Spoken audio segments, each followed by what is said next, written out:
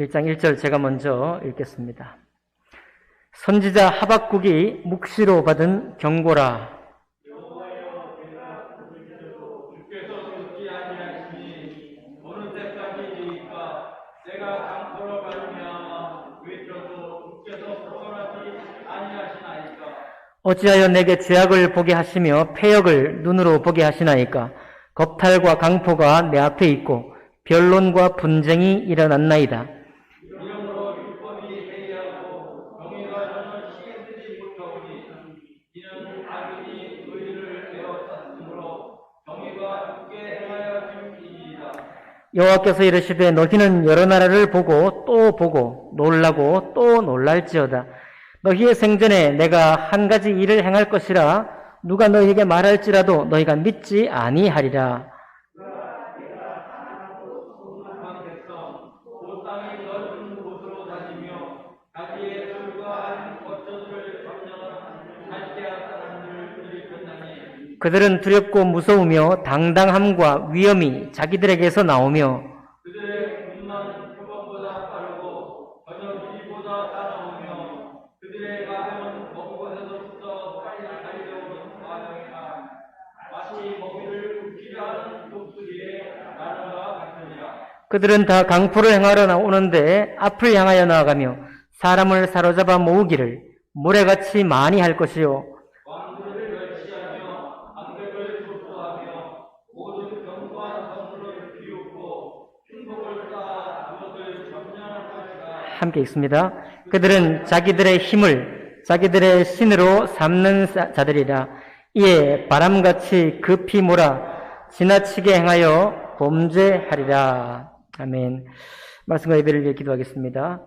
살아계신 하나님 아버지, 또 하나님 앞에 우리가 믿음 생활한다는 것, 또 그렇게 할 수 있게 된 것에 대해서 감사드립니다. 아버지 하나님, 주님의 이름을 부를 수 있도록 우리가 허락받았사오니 부를 만할 때에 부르게 하옵소서. 하나님, 답답한 가슴으로 또 풀리지 않는 그런 숙제로 인해서 주님 앞에 무릎 꿇고 나아갈 때 하나님 아버지 가까이서 들어 응답해 주시기를 원합니다. 무엇보다 하나님의 진리의 말씀을 우리 삶 속에 이루어 주시고 그 진리대로 이루시는 하나님의 역사를 목격할 수 있도록 인도해 주옵소서. 그러므로 나는 하나님의 사람이요 하나님은 나를 자녀 삼으셔서 하나님 나라를 함께 이루어가는 사람으로 세워준 것을 기억할 수 있도록 도와 주옵소서. 예배 시종을 주님께 의탁하며 감사할 때 귀하신 우리 주 예수님 이름으로 기도하옵나이다. 아멘.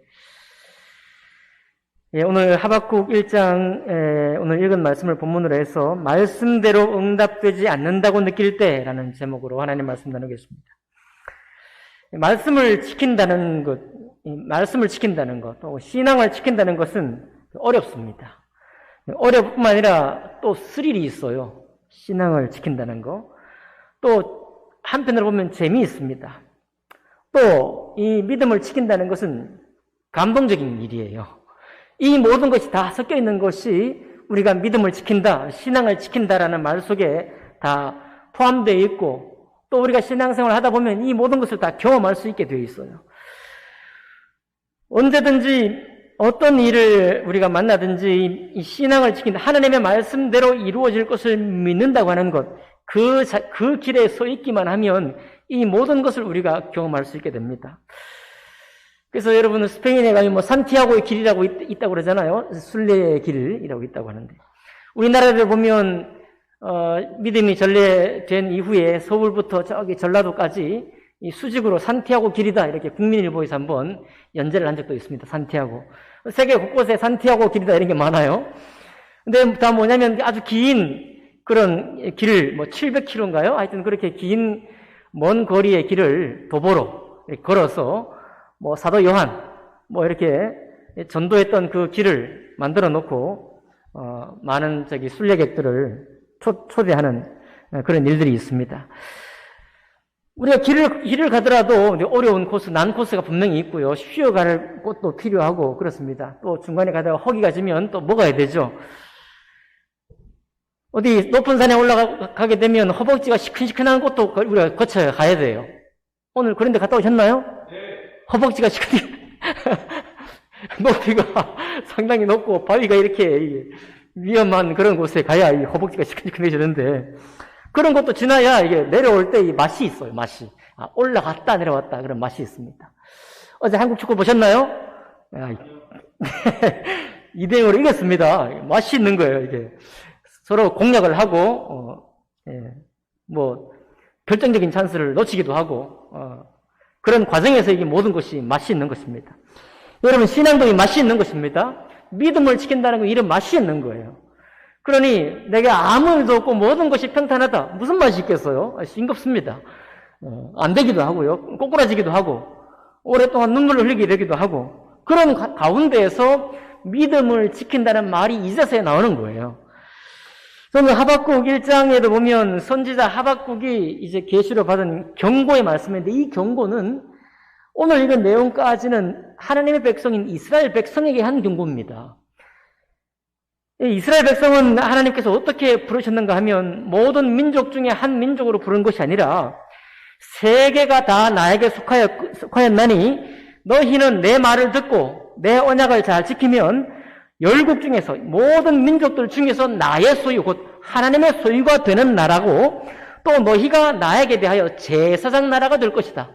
이 유다 이스라엘을 하나님의 제사장 나라 그냥 뭐 이스라엘이 제가 오늘 보니까 선진국 중에도 들어갔어요.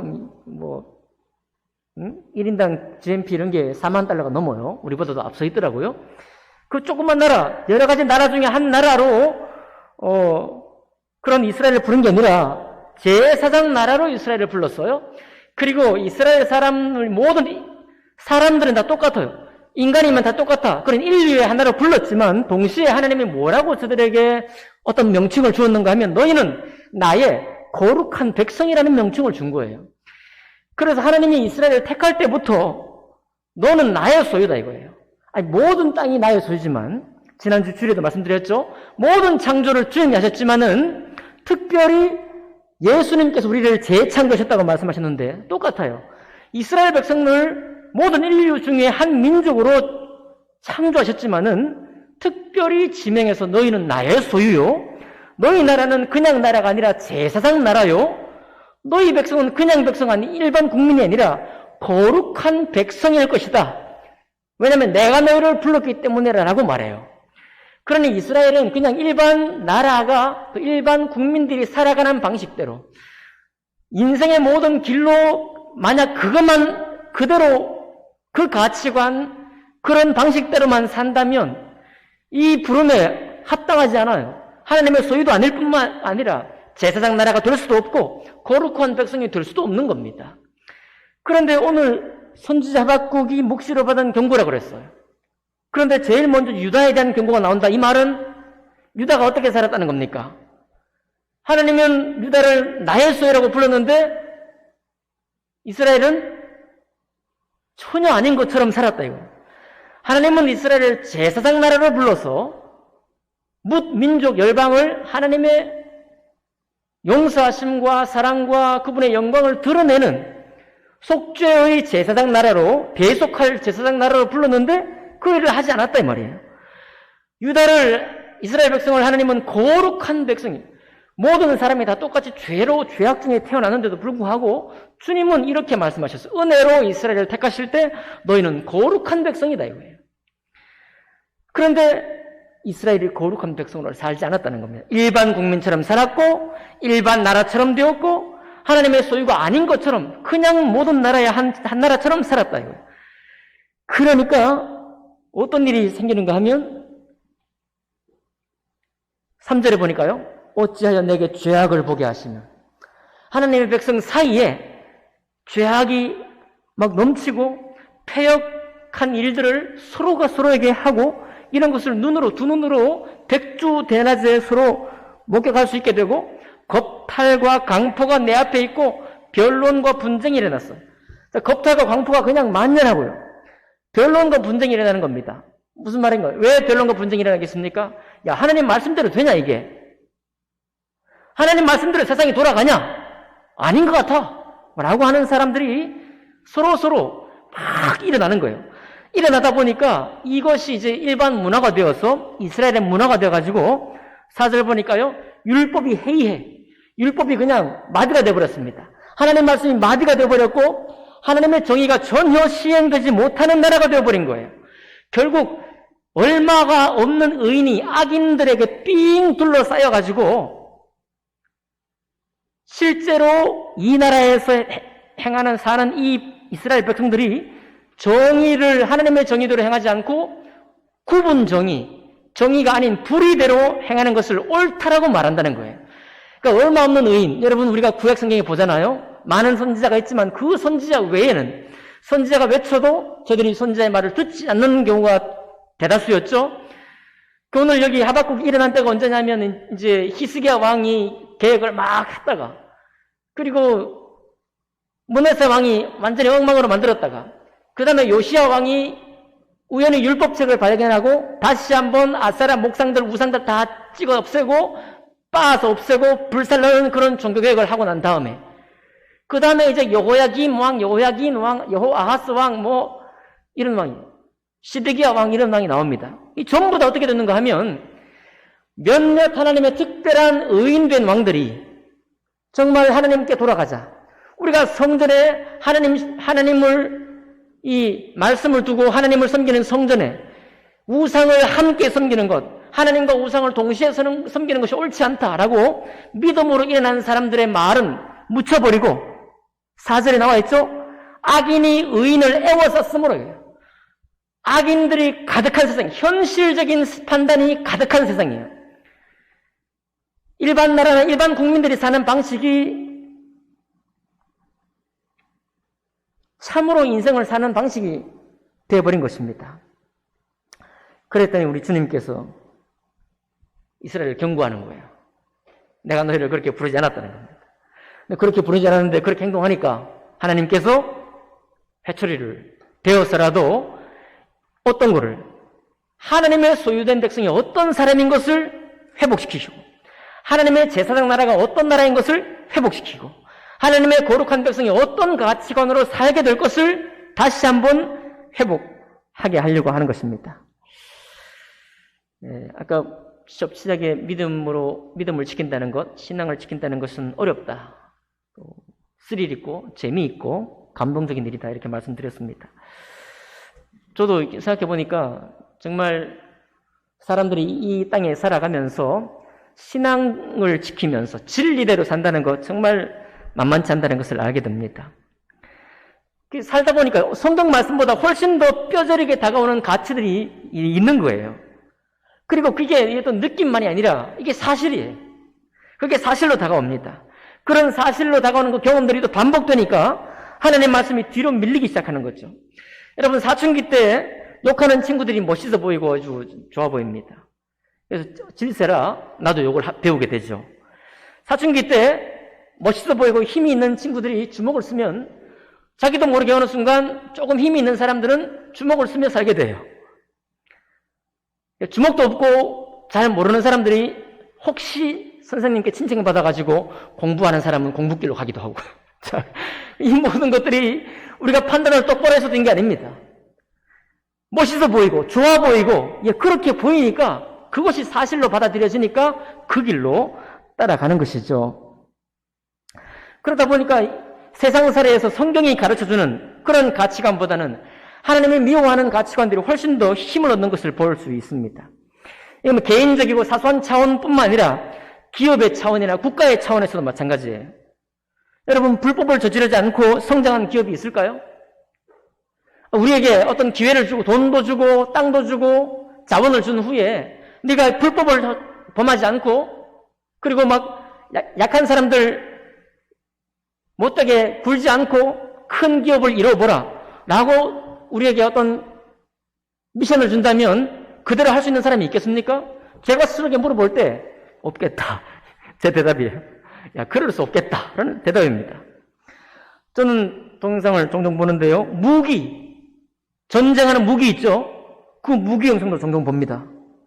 제가 좀 호전적이죠? 저 같은 사람은 대통령 되면 안 될 것 같아요? 관심이 있습니다. 너무 좋아하는 무기를 보면 엄지척을 해줄 수 있어요. 그러면서 핵무기를 가져야 핵 가진 나라를 억제할 수 있다. 상식 아니에요? 상식이 되죠? 강한 놈이 이기는 게 아니라 이기는 놈이 강한 사람이다. 이거 살아가면서 더 느끼잖아요. 이건 무슨 얘기입니까? 어떤 수단과 방법을 쓰든지 간에 살아남는 사람이 승리자다. 이거예요. 그 말은 무엇입니까? 원칙과 정의와 공정대로 하는 거, 이거는 또 뒷전인 거예요. 이것대로 하다가는 내가 원하는 것이라든지 정말 어떤 대단한 것을 이룰 수 없다는 것이 일반 세상 속에 이미 알려져 있는 거예요. 우리도 점점 더 그런 생각 하잖아요. 역사 속에 기록된 것도, 역사도 누구의 역사입니까? 승자의 역사예요. 패자는 역사에 올라가지 않습니다. 승자의 가치관의 역사에 기록되는 거예요. 살아남는 사람이, 끝까지 살아남는 사람이 이기는 사람이다. 이게 거짓말이 아니잖아요?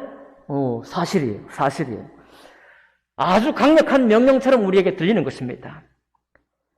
이런 명령들을 이스라엘 백성들도 들은 거죠. 삶 속에서 살아가면서 배우는 철학이요. 살아가면서 배우는 정말로 힘을 발휘하고 모든 사람을 끌고 가는 힘, 모든 사람들을 이끌어가는 힘이 어디서 나오느냐? 하나님 말씀에 나와서 나오는 것이 아니라 삶의 사실로부터 나오는 거예요.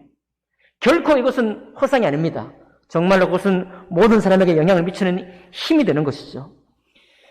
여러분, 이스라엘 백성이 아브라함 때부터 근 1000년 이상 동안 하나님의 백성으로 모세를 통해서 1500년 된 모세를 보면 거의 한 1500년 동안 하나님의 백성으로 끊임없이 하나님이 역사하시고 말씀을 주시고 선지자를 보내시고 깨우치고 또 깨우쳤습니다. 근데 우리의 결론은 뭐냐면 저들이 정말 너희는 나의 소유요, 나의 제사장 나라요, 나의 거룩한 백성이다 라고 주님이 처음 부르실 때 수여했던 그 이름대로 살게 되었던가 해보면 1500년 동안 의인된 왕이 몇몇 등장하긴 했지만 선지자들이 군데군데 여러 등장하긴 했지만 결국 저들의 삶은 미치지 못했어요. 진리대로 살지 못하고 현실에서 부딪히는 사실대로 살았습니다. 현실에서 힘을 발휘하는 그런 명제대로 살았어요. 그것이 하나님 마음을 아프게 한 것입니다.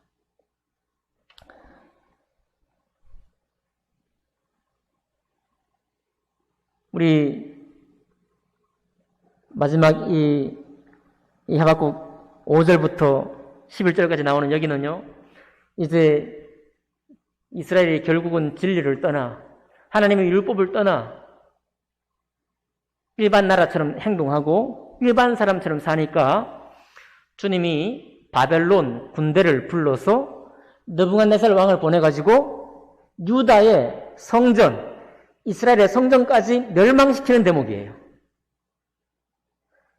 원래 하나님께서 이스라엘을 도와주기 위해서 내 소유요, 내 제사장 나라요, 나의 거룩한 백성들을 모든 이방으로부터 지켜 보호하기 위해서 보냈어야 될 그 군대를 정작 당신이 택하신 백성을 향해서 보내는 거예요. 뭐라고 하고 있나요? 5절 보니까 여호와께서 이르시되 너희는 여러 나라를 보고 또 보고 놀라고 또 놀랄지어다. 너희의 성전에 내가 한 가지 일을 행할 것이라. 누가 너희에게 말할지라도 너희가 믿지 아니하리라. 사람들이 얼마나 지금 하나님을 멀리 떨어져 살고 있는지, 얼마나 현실만이 현실이라는 생각에 집중해 왔는지 하나님께서 선지자를 보내가지고 경고한 이 말을 들어도 도저히 믿을 수 없는 말이 되는 거예요. 왜 그렇습니까? 솔로몬이 예루살렘 성전 세울 때 이스라엘 백성이 저 성전을 향해 기도할 때 전쟁 중에 기도할지라도 혹시나 죄를 범해서 기도할지라도 성전을 향해 기도하면 하나님을 향해 기도하면 용서해 줄 것이고 맞나요? 특별히 나그네 이방인이라 할지라도 심지어 이방인이라고 할지라도 이스라엘 백성이 아닌 이방인이라고 할지라도 성전을 향해 기도하면 들어응답해 주시겠다고 약속한 그 성전이에요. 하나님의 임재를 상징하는 그 성전입니다. 하나님께서 이스라엘 백성을 택했다라고 하는 증거, 세계의 유일한 증거, 구약의 유일한 증거, 말씀과 성전이에요. 그런데 그 성전을 하나님이 마치 이방인에게 군대를 보내듯이 그렇게 혹독하게 파멸시킬 것이다 라고 하는 이야기를 이스라엘은 귀담아 들을 수 없었습니다. 도저히 믿기지 않았어요. 왜 그렇습니까? 구약의 모든 말씀에 뭐라고 약속했나요? 내가 내 백성을 끝까지 사랑할 것이다. 구약에 너의 기도, 내가 죄 있을지라도 내가 용서할 것이다. 내게 고백하고 다시 내게 돌아오라. 돌아오면 내게 은혜를 입힐 것이다. 말하자면 해가 지지 않는 영국처럼요. 이스라엘 우리는 하나님의 택한 백성이기 때문에 결코 하나님이 우리를 끝장낼 일은 없을 것이다. 철석같이 믿고 있는 거예요. 무엇은 하지 않으면서 하나님이 진리 말씀대로 사는 것을 집중하지 않으면서 그 은혜 안에 하나님 말씀대로 사는 것을 귀하게 여기지 않으면서도 하나님의 택한 백성이라고 하는 사실만을 가지고 그런 생각을 한 것입니다. 그런데 6절부터 10절까지는 어떻게 됩니까? 보라 내가 사납고 성급한 백성 곧 땅이 넓은 곳으로 다니며 자기의 소유가 아닌 거처들을 점령하는 갈대아 사람 바벨론이에요. 느부갓네살 왕입니다. 열왕기하 24장 22장부터 또 역대하 마지막 장에 나와요. 요시야 왕 이후에 여호야긴 왕, 여호야김 왕, 시드기야 왕 전부 다 그렇습니다. 근데 사실 이 왕들이 왜 하나님의 진노를 받았는가 하면 므낫세 왕이 죄를 아주 심하게 범했기 때문에 나오거든요. 히스기야 왕 다음에 므낫세 왕인데 이 므낫세 왕이 온갖 우상들을 다 끌어모아가지고 성전에 쓰고 그랬습니다. 므낫세 왕에게 진노한 그 진노 때문이다 라고 얘기를 했고 그뿐만 아니라 계속해서 그걸 한 것에 대해서 죄를 묻는다라고 주님께서 말씀하고 있어요. 그때 그 이스라엘 백성들이 사실 뭘 했는가 하면 여러분 당시에 강국이 이집트, 애국 그 다음에 이미 해가 저문 나라였지만 아수르가 아직 끝물에 남아 있습니다. 조금 있으면 느부갓네살 왕, 바벨론 왕에게 멸망당한 아수르예요. 바벨론이 완전히 급부상해가지고 이집트의 바로 누구 왕에게 요시야 왕이 싸우러 갔다가 여러분 어떻게 들릴지 모르겠습니다. 아수르 왕을 치러 가는 바로의 누구를 막으려고 요시야 왕, 그 종교 개혁했던 요시야 왕이 나갔다가 무기또에서 그냥 전사를 해요. 그리고 아수르는 곧 저물어 버립니다. 이제 바벨론만이 세계적인 강국이 됐어요. 그럴 때 왜 이스라엘 나라를 하나님께서 이 세상 가치, 외교적인 전술 그것만 가지고 살았다고 말씀드리는가 하면 이스라엘 모든 왕들이 우리가 볼 때는 나라라면 왕이라면 일국의 수장이라면 당연히 해야 될 일이지만 그것밖에 없는 겁니다. 외교적인 것밖에 없는 거예요. 강국에게 조공을 보이고 힘의 세력, 힘의 균형을 따라가지고 어디에도 함께 해야 될지를 판단을 하고 이거 말고는 없는 것입니다. 우리는 오늘날 그렇게 외교하는 게 당연하죠? 지금 중국과 미국 사이에 우리가 좀 힘든데 러시아와 일본도 있고요. 그러니까 힘의 관계를 잘 봐야 되겠죠? 힘드십니까? 힘의 관계를 잘 보고 어떻게 할 건가 아주 잘 해야 돼요. 그런데 대한민국은 아직 하나님 나라 아니에요. 여러분, 교회가 하나님의 나라를 지금 대신하고 있는 겁니다. 그렇기 때문에 우리나라를 들어 막 그렇게 할 수는 없어요. 그렇게 하는 게 정상입니다. 그런데 하나님의 나라로 택함받은 이스라엘은 달랐다 이거예요. 이 사람들은 힘의 관계를 따져보는 것도 따져보는 것이지만 무엇을 따라 행하기를 요청받았는가 하면 하나님의 말씀대로 율법대로 행하기를 요청받은 거예요. 그런데요, 여호야긴 왕이나 여호야김 왕이나 사실 민족적인 왕이에요. 얼마나 우리가 볼 때는 정상적으로 이해가 됩니다. 야, 3년 동안만 조공을 주다가 바벨론에게 이제 우리 독립하자. 이제 우리 바벨론을 끊자. 말이 되죠. 바벨론은 이방 나라고 이스라엘은 하나님의 택한 백성이잖아요.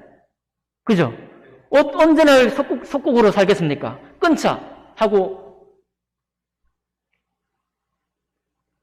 조공관계를 끊었어요.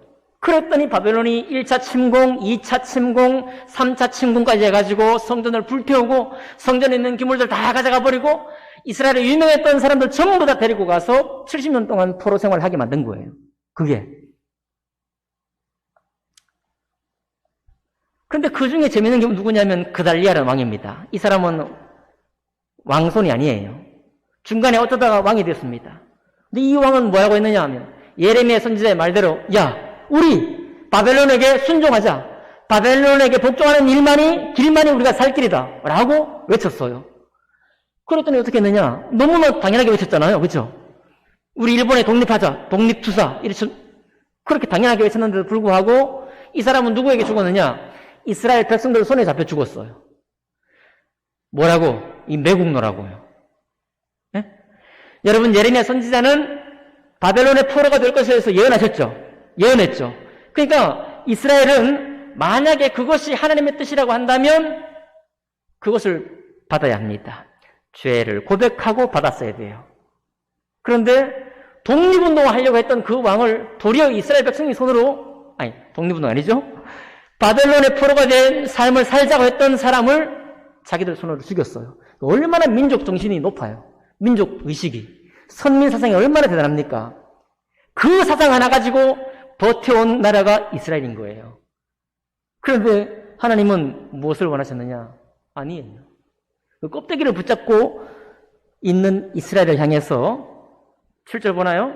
갈대아 군대를 어떻게 보내는가? 두렵고 무서우며 당당함과 위험이 자기들에게서 나오며 그들의 군마는 표범보다 빠르고 저녁 이르보다 사나우며 그들의 마병은 먼 곳에서부터 빨리 달려오는 마병이라 마치 먹이를 움키려는 독수리의 나름과 같으니라.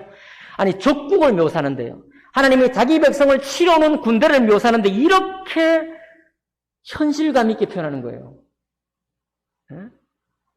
여기 표본 치타처럼 빠르고 늑대보다 사납고 빨리 달려오는 마병이고 먹이를 움켜잡는 독수리처럼 날아와서 누구를 공격할 것이다? 내 백성 이스라엘을 공격할 것이다 이거예요. 그들은 다 강포로 향하러 오는데 앞을 향하여 나아가며 사람을 사로잡아 모으기를 모래같이 많이 할 것이요 왕들을 멸시하며 방백을 조소하며 모든 견고한 성들을 비웃고 흉벽을 쌓아 그것을 점령할 것이다. 실제로 그렇게 됐나요? 아직 바벨론 오기 전에 하박국 선지자가 예언한 건데 실제로 그렇게 됐을까요? 실제로 그렇게 됐죠. 자, 오늘 저는 이 한 가지를 우리 함께 나누기를 원해서 말씀을 전하고 있는 것입니다. 자, 우리가 살아가면서 점점 더 하나님 말씀보다 훨씬 더 세력을 얻는 그런 명제들이 있어요. 아까 말씀드렸던 거예요. 이기는 놈이 강한 사람이다 이거예요. 강한 자가 이기는 게 아니라 이기는 놈이 끝까지 살아남는 사람이 역사에 남는 사람이다 이거예요. 수단과 방법이 중요하지 않다 이거예요. 그런 이야기들, 그런 목소리들이 우리 속에 힘을 얻고 있기 때문에 실제로 우리 그리스도인에 살아가는 이 현실은 하나님 말씀을 지키고자 하는 사람 의인들 몇몇에 그 의인을 둘러싸고 누가 있느냐면 악인들 여러분. 나쁘게 행하는 악인들만 악인이 아니에요. 세상의 가치관대로 정말 철저하게 살아가고 자기 관리하면서 살아가고 돈 벌기 위해 살아가고 또 그리고 자기가 옳다고 세상에서 느낀 그대로 열심히 사는 사람들, 그 사람들이 누구냐면 하나님 보실 때 악인인 거예요. 왜 악인입니까? 진리 말씀을 따르지 않기 때문이에요. 현실에서 내가 깨달은 바를 따르기 때문에 그렇습니다. 그러면 그것이 바로 나의 소유로부터 일탈하는 것이요, 거룩한 백성이 될 수 없는 것이요, 제사장 나라의 제사장이 될 수가 없는 것입니다. 그것을 안타까이 보시는 주님께서 처음부터 부르신 그 뜻대로 살도록 돌이키게 하시려고 그 아픔을 허락한 거예요. 바벨론 70년 포로 생활을 허락한 것입니다. 시드기야 왕은 자기 눈앞에서 자녀들을 죽임을 당하는 꼴을 봤고요. 그걸 본 후에 또 눈이 뽑혔어요. 하나님이 좀 잔혹한 행동, 이런 잔혹한 행동을 왜 하실까요? 우리는 거꾸로 생각을 해볼 수 있어야 되겠습니다. 그렇구나. 우리가 평소에 이 세상을 살아가면서 얻게 되는 여러 가지 가치, 여러 가지 철학, 여러 가지 삶의 어떤 그런 원칙들, 그 원칙들이 너무너무 강해지면 강해질수록 우리의 마음은 말씀으로부터 멀어집니다. 결단코 하나님 말씀의 사람으로 서갈 수가 없는 것입니다. 그럼 우리가 어떻게 해야 되나요? 여러분, 믿음입니다. 믿음이에요. 하나님을 향한 신뢰입니다. 결국은 하나님 말씀이 통치하신다는 확신을 가지고 살아가는 거예요. 응답되지 않을 때라도 바보처럼 밀고 나가야 합니다. 여러분, 여기 유대인들이 처음부터 하나님 말씀에서 비껴나갔을까요? 그럴 리가 없죠. 야, 유대인들도 신앙이요, 종류가 다양합니다. 아주 모자를 쓰고 수염을 깎지 않고 검은 옷을 입고 살아가는 근본주의, 극단적 근본주의자 유대교 신앙인들이 있어요. 랍비처럼 말이죠. 가끔 보시죠, 여러분. 그런 사람들이 비록 삶은 극단적일지라도 말씀을 맡은 자라고 하는 느낌이 무엇인지는 이미지는 우리에게 보여주는 거예요. 이미지. 그죠? 말씀대로 액면 그대로 문자 그대로 적힌 대로 믿고자 하는 바로 그들의 수고가 우리의 신앙을 지금도 붙잡아주고 있는 것입니다. 한편으로 보면요. 그런데 많은 사람들이 지금 유대교 신앙인들 가운데도 그런 사람들 소수예요. 제가 지금 그런 사람이 옳다고 말씀드린 게 아닙니다. 소수고, 누가 훨씬 더 다수냐? 훨씬 더 복음주의적이고 살아가는 이 삶에 훨씬 더 적응되어 있고, 그리고 지난 주일에도 말씀드렸지만 잘 살고 신앙을 지키는 이 두를 다 함께하고자 하는 사람들이 훨씬 더 많아요. 훨씬 더 많습니다. 그러다 보니까 우리가 좀 헷갈릴 때가 많은 것이에요. 그 삶을 계속 살다 보니까 하나님 말씀이 자꾸만 뒤로 가요. 진리대로 행한다는 말이 그 말씀의 뜻이 자꾸만 모호해지기 시작합니다. 언제부터 토론하기 시작해요. 언제부터 변론하기 시작합니다. 율법이 정말 맞느냐 이거예요. 정말 하나님의 말씀이 제대로 시행되는 것이 맞느냐 이겁니다. 내 짧은 인생 가운데 하나님 말씀대로 고지고대로 따라가고 또 그 말씀을 붙들고 실험하는 것이 정말로 인생의 귀한 가치를 주는 게 맞느냐? 하나님의 뜻이 맞느냐? 변론과 분쟁이 일어나기 시작하면서 진리대로 산다는 것이 가물가물해지기 시작하는 거예요. 여러분, 우리는 그렇게 하지 말아야 되겠습니다. 왜 그렇게 하지 말아야 되는가 하면, 여러분, 이스라엘이 1500년 동안 경험한 거예요. 제가 젊은 날에는 우리는 그러지 말아야지. 그리스도이니까, 교회니까 그렇게 하지 말아야지 했지만, 제가 볼 때 교회 그리스도인이어도 유대인과 똑같은 조건 속에서 똑같은 환경으로 우리를 인도하시면 우리가 똑같이 이렇게 돼요. 깨달음이 그것입니다. 깨닫는 바가 그거예요. 똑같은 조건으로 우리가 살게 되었을 때 똑같이 선택하는 것이 할 수밖에 없는 것이 우리입니다. 우리가 보통 일제치하에서 변절한 사람들 많이 있잖아요. 우리가 말씀 나누지만 20년 동안은 15년 동안은 잘 버티던 사람이 30년 넘어가면서 포기했어요. 아주 똑똑한 사람들이요. 민첩한 사람들이 포기했습니다. 장래가 보이지 않았기 때문에요. 그런 잔재를 청산하는 것 중요한 일입니다. 그런데 믿음의 눈으로 우리가 바라봐야 될 것은 뭐냐면 여러분과 제가 똑같은 상황에 처했을 때 똑같은 만남과 똑같은 조건 속에 주어진다면 내가 그 사람의 길을 걷지 않을 보장이 없는 것입니다. 그 사람 길로 가지 않을 보장이 없는 거예요. 그러니 어떡하느냐. 우리가 현실을 바라보고 해석하는 눈을 기르되 정말로 애써서 계속 우리가 새롭게 해야 될 게 뭐냐면 하나님 말씀을 따라 사는 법을 새롭게 배워가는 겁니다. 그것밖에 없는 거예요. 바보처럼 밀고 나가는 것입니다. 시편 139편은 그래서 이렇게 고백합니다. 여호와여 주께서 나를 살펴보셨으므로 나를 아시나이다. 솔로몬이 스스로 고백하잖아요. 나는 어릴 때 유약한 아버지의 외아들이었다라고 고백해요. 그죠? 솔로몬이, 그 대단한 왕이 나는 유약한 아들이었다라고 고백합니다. 우리 모두가 유약한 사람들이에요. 그저 놔두면 말씀으로 따르는 것은 그냥 시간 문제일 뿐인 사람들입니다. 내가 주의 영을 떠나 어디로 가며 주의 앞에서 어디로 피하리이까? 하나님이여 나를 살피사 내 마음을 아시며 나를 시험하사 내 뜻을 아옵소서. 내게 무슨 악한 행위가 있나 보시고 나를 영원한 길로 인도하소서.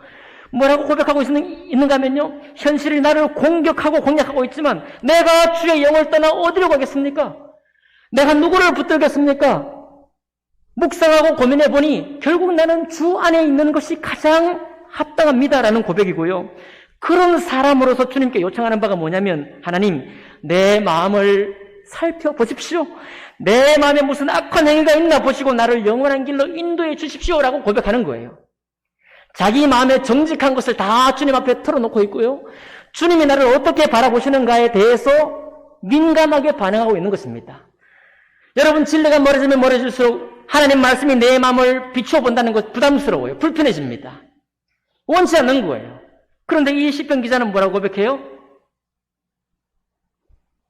응답되지 않은 수많은 세월들, 하나님 앞에 악인들이 더 흥황하는 모습을 보면서 실망도 하지만 그럼에도 불구하고 나는 주님 영 떠나지 않겠습니다.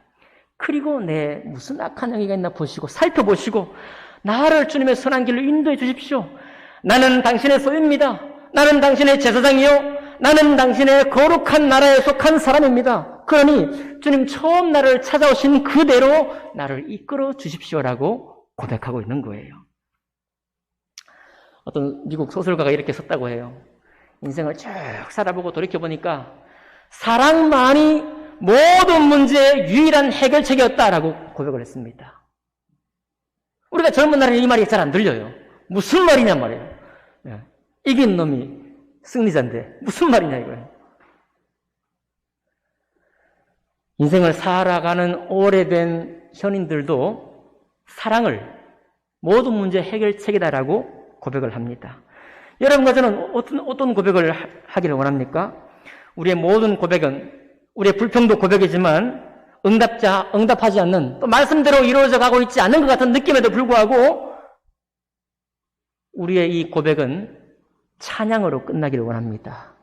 하나님을 향한 찬양으로 끝나기를 원해요. 오 하나님, 내가 순전한 마음을 회복하고 돌아가겠습니다.